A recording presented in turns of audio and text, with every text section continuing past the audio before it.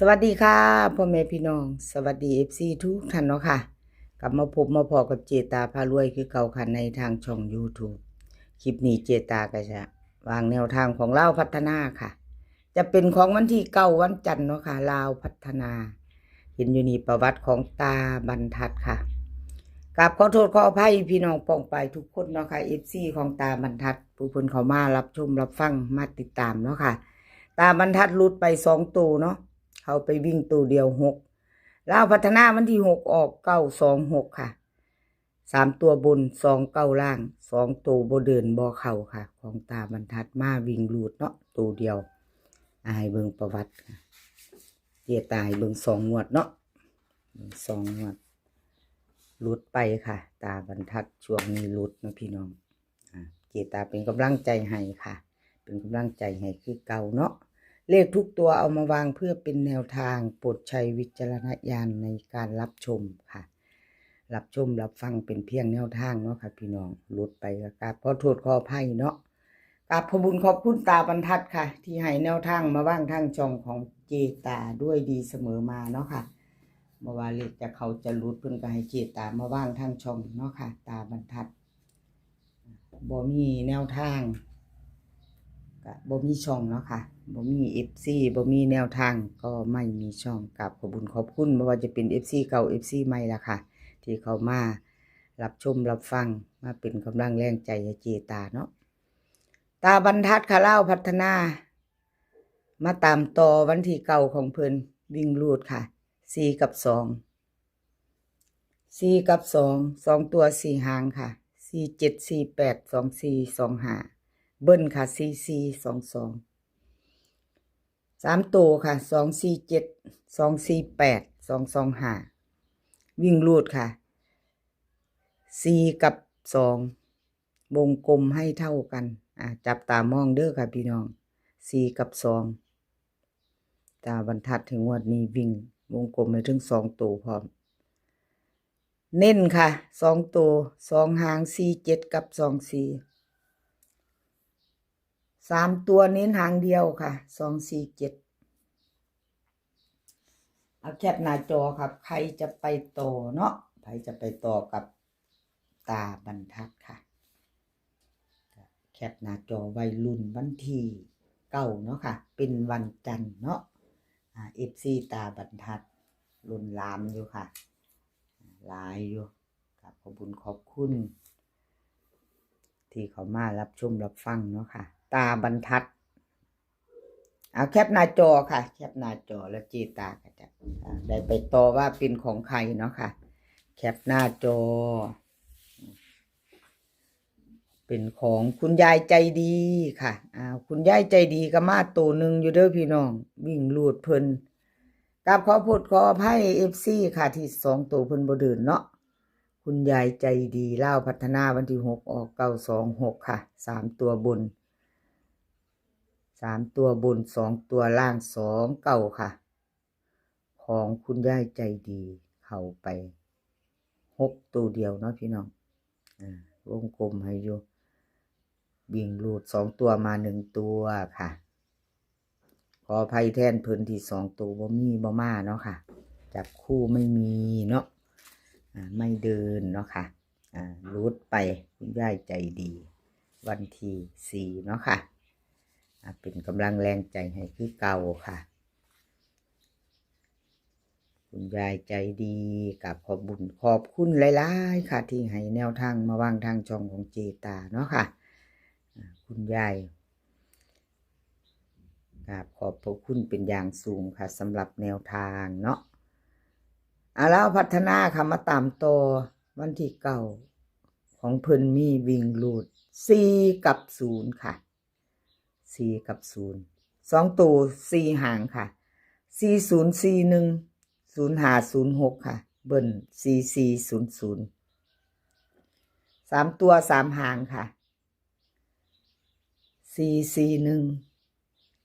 405 041ค่ะวิ่งรูดเพิ่นเด่นทอกันเด้อค่ะคุณยายวงกลมให้ทั้ง2ตัวมี4กับ0เนาะค่ะวิ่งรูดของเพิ่น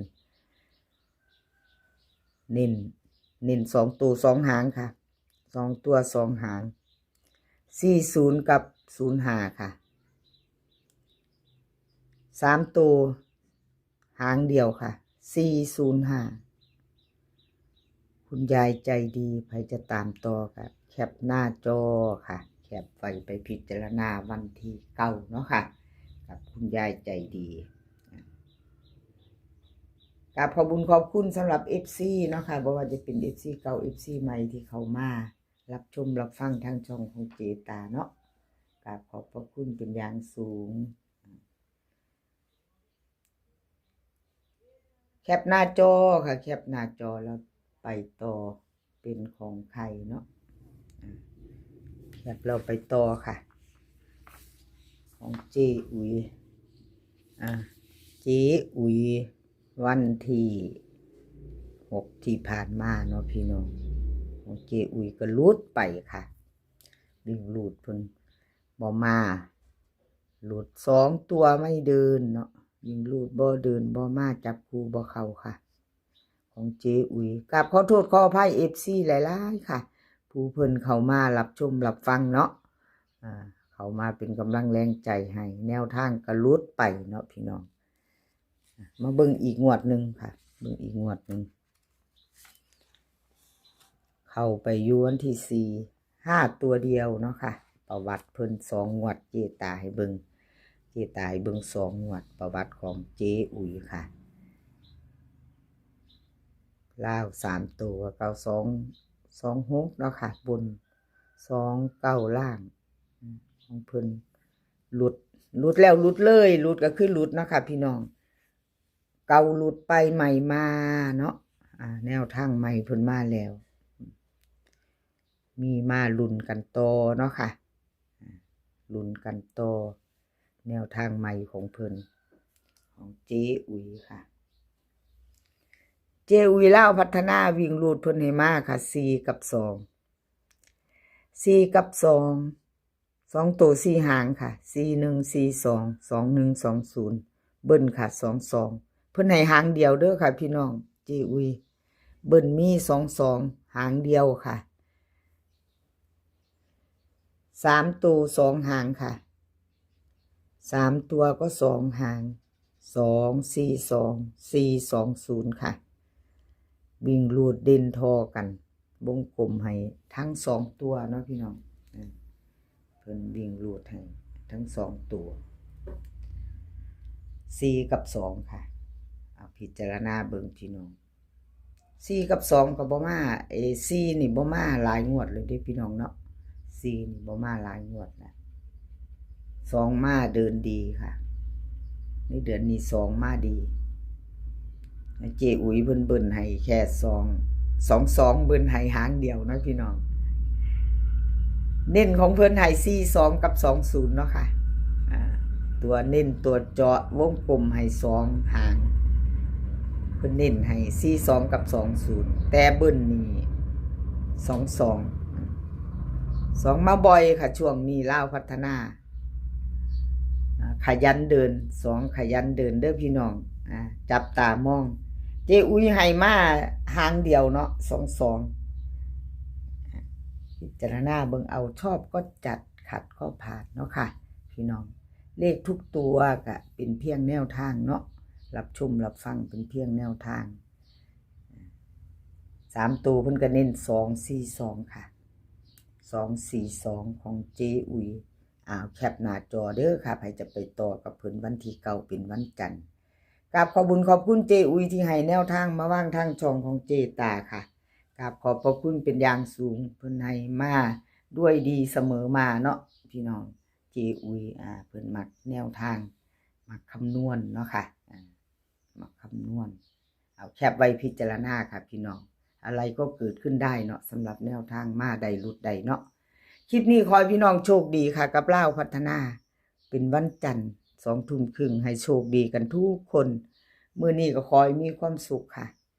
ขอให้สุขภาพร่างกายแข็งแรงสุขภาพย่อมมาก่อนเสมอเนาะค่ะ